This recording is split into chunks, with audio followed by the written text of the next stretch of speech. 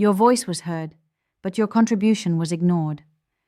Now, he's getting the applause for your hard work. This scenario is all too common for women in the workplace. I'm Amelia. I'm breaking the "he stole your idea" situation.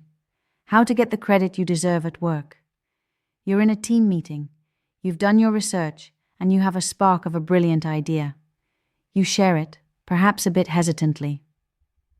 A male colleague, let's call him James, nods thoughtfully and says, "I believe the most effective way forward would be to implement a new approach for the marketing campaign." He then presents your idea, slightly rephrased but unmistakably yours, with great confidence. The room loves it. The boss praises James for his innovative thinking. And you just sit there, invisible, feeling a hot mix of rage and helplessness. This infuriating experience is not just office politics. It's a subtle but damaging form of professional theft. And your silence, born from shock and a fear of being seen as dramatic, is its accomplice. But what if you had a script? A playbook of calm, powerful, and strategic responses that allow you to reclaim your credit without being labeled as aggressive or not a team player. We're not going to get angry. We're going to get strategic. I'll show you the psychology behind why this happens, and I'll give you a 3-part framework to get the recognition and the credit you have earned and deserve. First, let's quickly understand why this happens so frequently to women. It's often not even a conscious, malicious act of theft. It's a product of unconscious bias. Society has, for centuries, conditioned us to associate authority and brilliant ideas with a male voice. When a woman shares an idea, it might be heard as a suggestion. When a man says the exact same thing, it's often heard as a conclusion. He gets the credit because the audience is subconsciously primed to hear it from him. This is unfair, but understanding it allows us to move from personal anger to strategic action. The greatest mistake you can make in this moment is to wait for someone else to correct the record for you. If you stay silent, you are inadvertently teaching the room that your ideas are public property. You might think that playing the good girl and staying quiet will earn you points for being a team player, but in reality, it only makes you more invisible. Reclaiming your credit isn't about starting a fight. It's about professional accuracy. It's about ensuring that the value you create is correctly attributed to its source. When you learn to speak up with poise and precision, you're not just defending your idea, you're training the room to see you as a leader.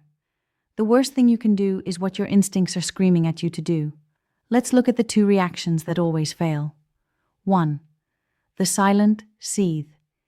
You say nothing in the meeting. You go back to your desk and fume, complaining to your work friends later.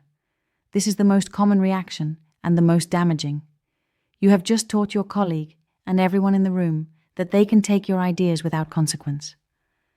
2. The public accusation. You interrupt him and say, "Excuse me, but that was my idea." While you are factually correct, this often backfires due to the very likability trap we've discussed. You risk being perceived as aggressive, overly emotional, or not a team player, while he can easily play the victim of your outburst. So, what is the strategic alternative? You must learn the art of graceful reclaiming. Strategy number 1. The amplify and build. The in-the-moment response. This is your first and most powerful move, and it happens right in the meeting, immediately after he has finished presenting your idea. You do not accuse. You do not confront. You build on the idea, and in doing so, you gently but firmly re-anchor its ownership to yourself. The action plan. As soon as the boss says, "Great idea, James," you are going to jump in with a warm, collaborative tone. Your script. Thank you for expanding on my earlier point, James. I'm so glad you see the potential in it. To build on that, the next step I was envisioning is insert a brilliant next step here. Let's break down the genius of this. Thank you for expanding on my point. This is non-confrontational. You are framing him as a helper, not a thief. My earlier point. You have just calmly and professionally corrected the record in front of everyone, stating that the origin of the idea was you. The next step I was envisioning is This is the killer move. It shows that not only was it your idea, but you have already thought 2 steps ahead. You are not just the originator, you are the strategist. You have just retaken control of the conversation and demonstrated your leadership. Strategy number 2. The follow-up email, creating the paper trail. This is your next move, which you will execute an hour or 2 after the meeting. The action plan. You will send a summary email to the group that was in the meeting, including your boss.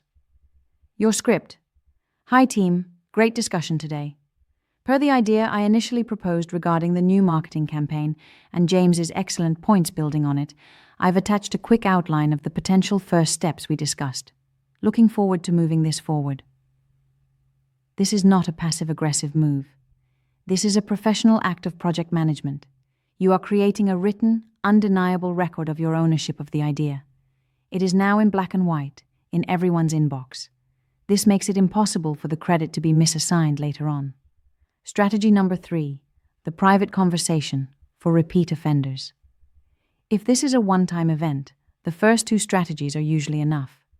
But if you notice a pattern where the same colleague repeatedly appropriates your ideas, you need to address it directly, but privately. The action plan.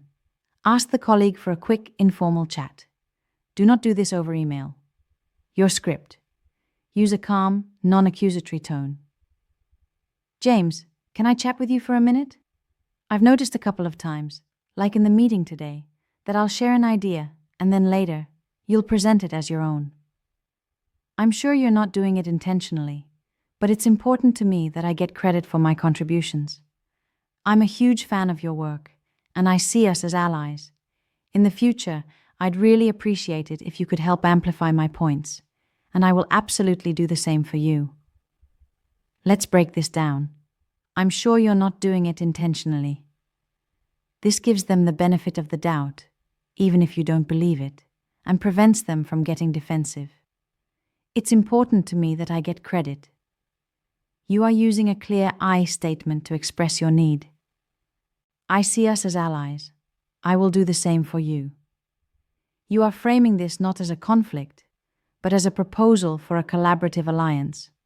You are teaching them how you expect to be treated. Your ideas have value. Your contributions matter. And in the professional world, it is your responsibility to ensure that your value is recognized. Waiting for someone to notice your quiet, brilliant work is a recipe for resentment and a stalled career. Learning to gracefully and strategically claim your credit is not an act of ego. It is an act of self-respect and professional self-preservation. You are not just fighting for one idea. You are teaching the people around you how you expect to be treated for the rest of your career. Do it calmly, do it strategically, and do it without apology. Has this ever happened to you? Share your story in the comments. And if you're ready to get the credit you deserve, make sure you subscribe.